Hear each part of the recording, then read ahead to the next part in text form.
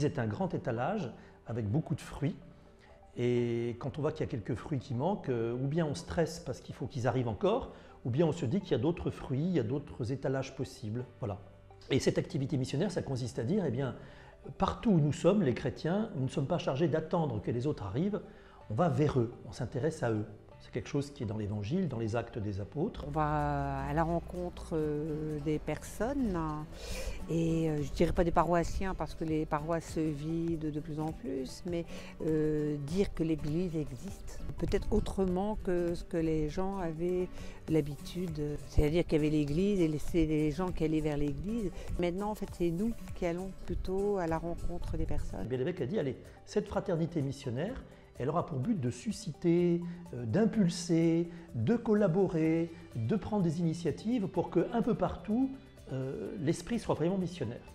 La meilleure façon d'évangéliser, c'est d'être dans une communion d'amour, de fraternité, et c'est ça qui déjà donne envie, et pas d'abord des idées ou des choses à faire.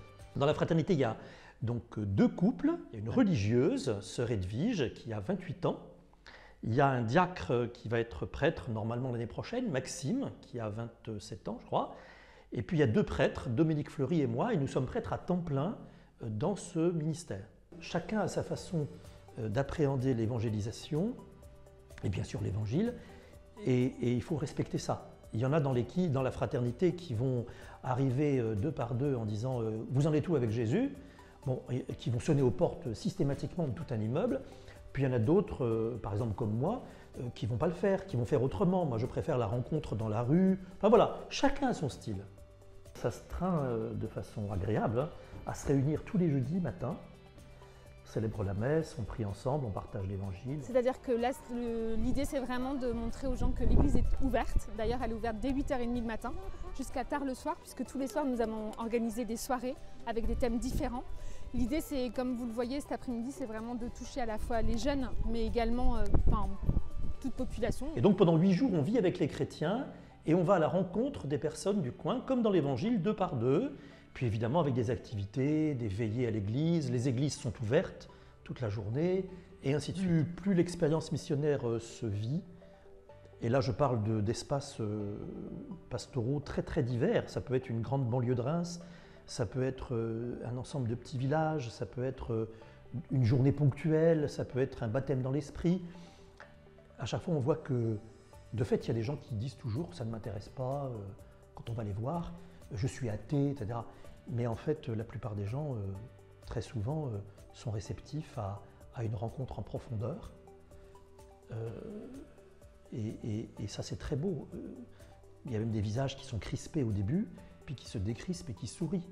Donc ça, c'est quelque chose de très exaltant. Moi, j'étais vraiment touchée par cet accueil qu'on a quand on leur propose de prier pour eux. Même les gens qui ne sont pas croyants, on voit des visages qui s'illuminent et vraiment, moi, ça me donne un bonheur très intense. Les jeunes ont commencé à parler, voilà, on ouvre l'église, il y a des temps d'adoration, il y a des liens qui se créent et ainsi de suite. Bon, bien sûr, il y a des portes qui restent fermées.